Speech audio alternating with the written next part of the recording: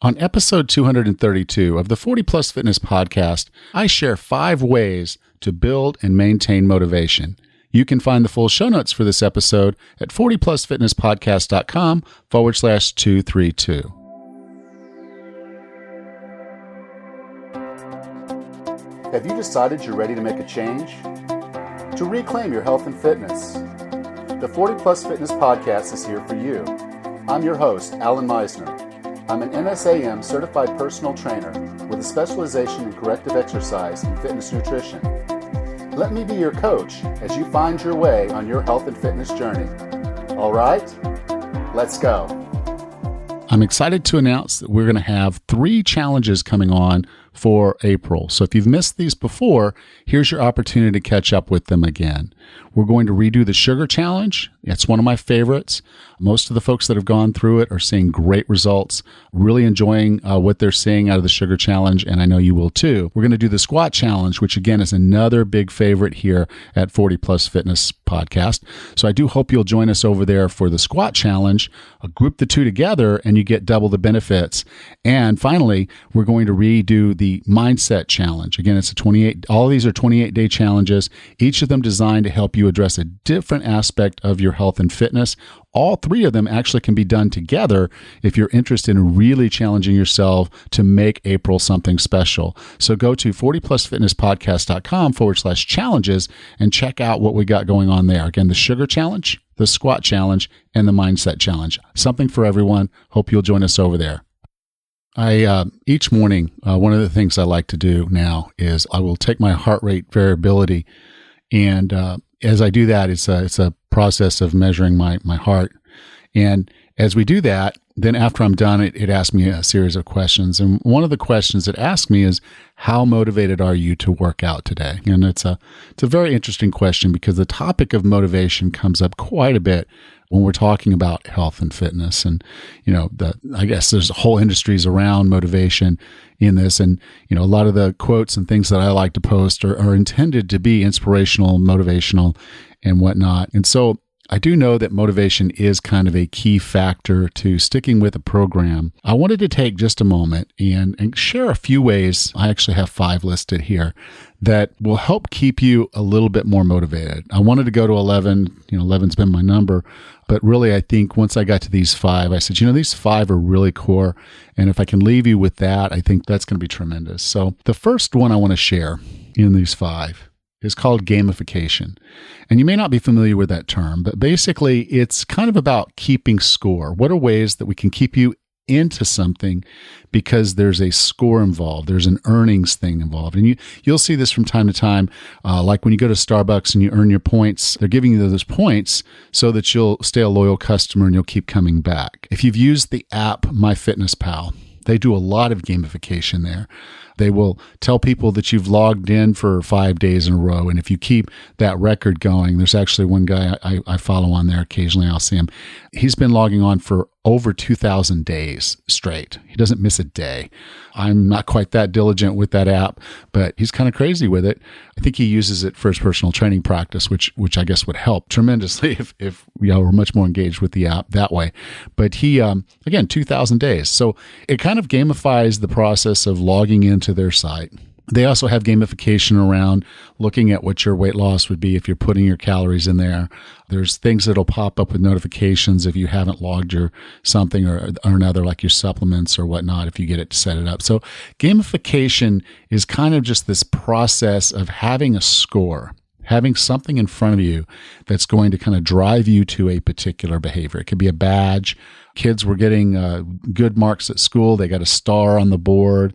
All of those are kind of gamification things. I remember when I was in the 4th grade, there was a period of time they wanted to see if we could read 100 books during the school year. So each time you went to read a book, you take the book up there, tell them you're going to read the book, go read the book, and then you come back and say, I finished the book, and then they'd go ahead and give you a mark. And every child that finished 100 books for the school year got a T-shirt that said, I read 100 books. And so again, it's just a series of gamification for keeping yourself engaged. So the question I ask is, what are some ways that you can gamify your own? Now, there's tons of apps out there. There's Runkeeper, there's MyFitnessPal, there's some weightlifting apps. For some of us, when we're lifting weights, maybe it's just wanting to have a higher maximum lift. For others, it might be that we want to, when we're running, we want to be able to finish at a certain time. We've got a 5K, we want to beat our time and we'll have another PR, personal record. So find ways as you're going that you can kind of measure your performance against yourself. It's just a way to kind of gamify the process. And then it becomes a little bit more about the gamification than it does about the challenge of what you're doing. But don't lose the focus on what you're actually trying to accomplish. Just having a better PR in your run, if you're injuring yourself, training is not good. So keep it within limits. If gamification kind of over motivates you, then, back it down a little bit. But for a lot of people, gamification is an awesome way to make sure that you're sticking with something. The next one I want to talk about is social pressure. Now, we've all been subject to peer pressure that puts us in a bad frame where we're doing things we're not supposed to do. But good social pressure can be the benefit to help get you going the right way. Now, Jim Rohn puts it this way. He says, you're the product of the 5 people you spend the most time with. So if you're surrounding yourself with other health and fitness minded people, so joining Facebook groups that are about health and fitness, we have one for 40 Plus Fitness Podcast. You can go to 40plusfitnesspodcast.com/groups. You'll find me and others on there that are dedicated to staying healthy and fit. So it's a great place to come hang out if you want to be around people. You can find accountability partners there. You can find accountability partners around where you are. So someone's going to meet you in a gym. I recently signed up for personal trainer. And everybody's like, well, Alan, you're a personal trainer. Why do you need a personal trainer? And it's really just that I want another fresh mind. I want another set of eyes on what I'm doing. And I want someone that's going to push me a little bit harder. So, I woke up Wednesday morning and wasn't really feeling it, was just kind of blah. And I was like, and my heart rate variability was down in the dumps. And I'm like, I really, if it were just me, probably would have just gone back to bed. But I didn't, because I knew my trainer was going to be there. I knew I needed to be there. I went, I pushed through. I had a great workout, an awesome workout.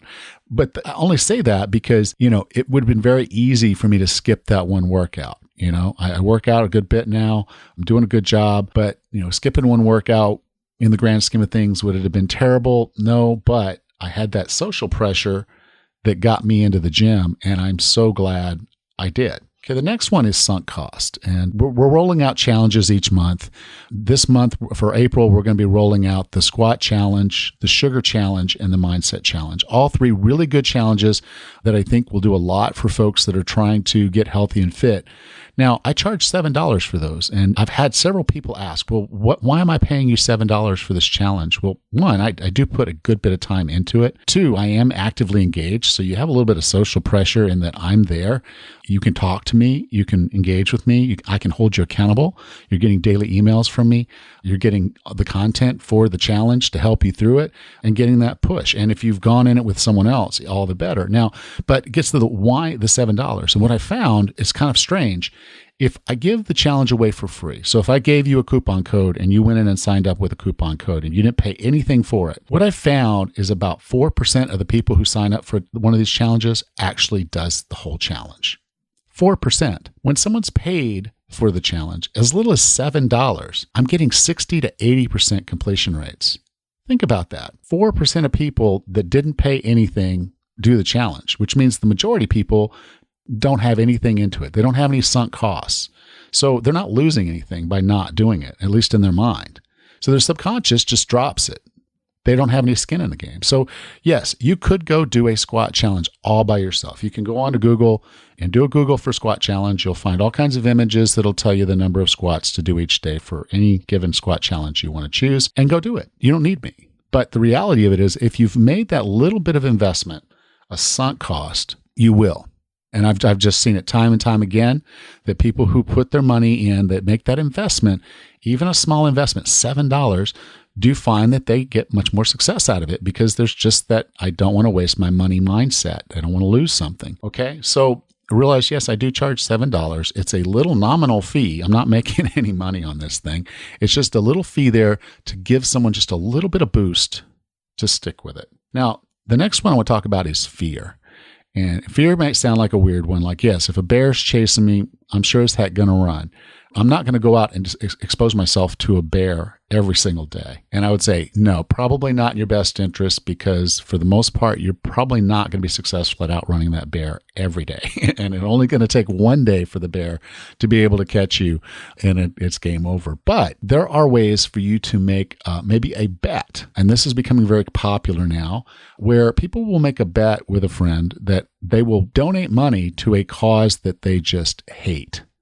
And so I'll give you a perfect example of this would be there's a guy who agreed that he was Jewish, and he agreed that he would give money to the Nazi Party. There is apparently a political party called the Nazi Party in the United States. And he's told his friend that if he failed to do these things, he would donate a certain amount of money, which was not a trivial amount to him, to that political cause. And he knew in his heart of hearts there was no way he wanted to be writing that check. So he was really on himself to complete the tasks that he had set for himself, and he did. So just recognizing that there are ways that if you want, you can set up fear scenarios, and it can be a bet with a friend where you're going to give money to a cause that you just hate. You have no compulsion for it at all. You don't want any way for you to ever have helped that cause. So now failure has a much higher price for you. Not being there is going to have a higher cost to you because there's this fear component that you've added to it. So just recognize it doesn't have to be a bear. It can be self-inflicted. It needs to matter. It needs to be emotional. Unlike the trivia, the sunk cost one, this one probably needs to be a little bit more than that, just so you get that kind of that true fear aspect of it that's going to drive the behavior. But fear is a strong motivator. So create your own bear to keep yourself going. And then the final one, and if you didn't know this one was coming, then you just don't know me that well, commitment. When you make a commitment, motivation just becomes a little bit easier. I'm not going to say it's always on, but it is easier when you've made that commitment and you keep that commitment top of mind. You have a vision and you have a why. And when those are put together and they're emotional and they're in your heart, that's a very compelling reason for you to stick with things.